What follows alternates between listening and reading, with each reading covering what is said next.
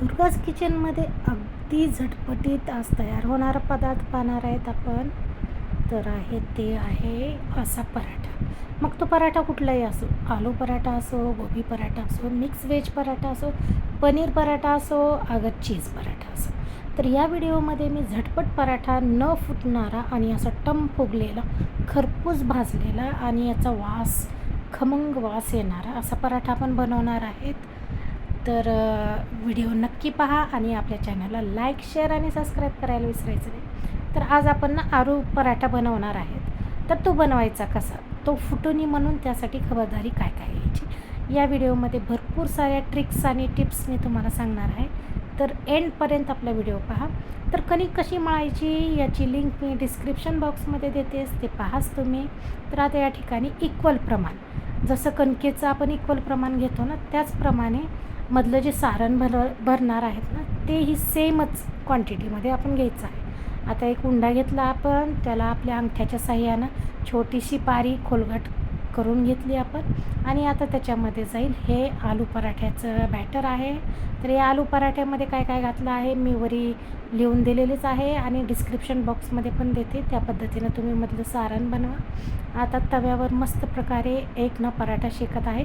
त्यासोबतच आपण इकडे आपला जो आलू पराठ्याचं स्टफिंग आहे ते कसं भरायचं तेच दाखवत आहे मी.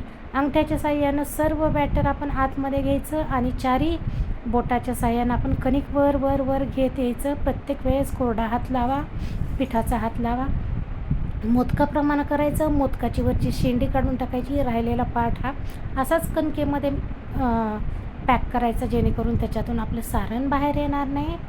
आणि ते पूर्ण कणकेला असं चिपकावून घ्यायचं. आता वरचा तव्यावरचा जी पराठा आहे ना, त्याला मस्तपैकी तूप लावून, शक्यतो तुपाचाच वापर करा, त्याच्यामुळं खमंग वास आणि खूप सुंदर सुगंध येतो.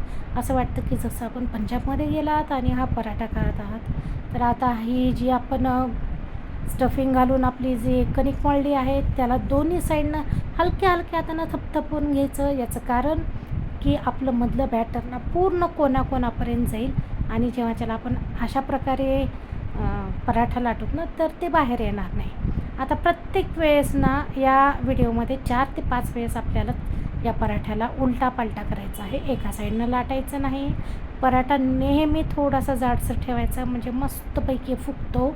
पातळ पराठामध्ये बॅटर एकमेकाला चिटकून बसतं, त्याच्यामुळं फुगत नाही. प्रत्येक वेळेस कोरडं पीठ वापरा. कोरड्या पिठामुळं ना खाली चिटकणार नाही आणि आपला पराठा फुटणारही नाही.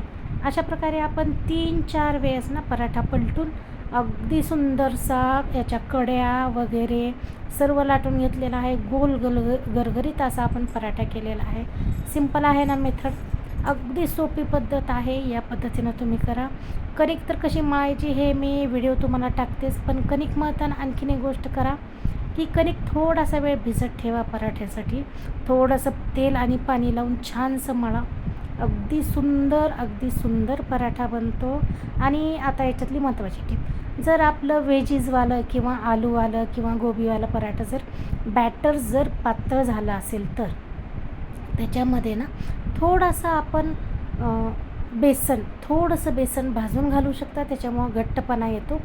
पण हेच ट्रिक आपल्याला ना पनीर किंवा चीज पराठ्यामध्ये वापरता येत नाही. तर त्यावेळेस त्याच्यामध्ये ना थोडंसं आपण ना मॅश केलेलं आलू, उकडलेला आलू थोडासा बारीक करून त्याच्यामध्ये घाला, किंवा ब्रेड क्रम्स, सर्वात उत्तम ब्रेड क्रम्स घालू शकता.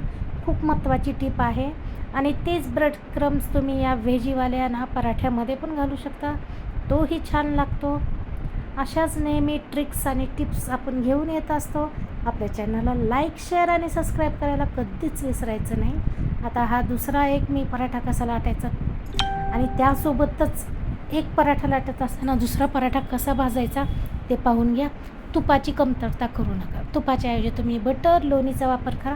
शक्यतो तेलाचा वापर कमी करा. त्याच्यामुळं पराठ्याला खूप छान असं ना सुगंध येतो, फ्लेवर येतो आणि पराठा खावासा असा वाटतो.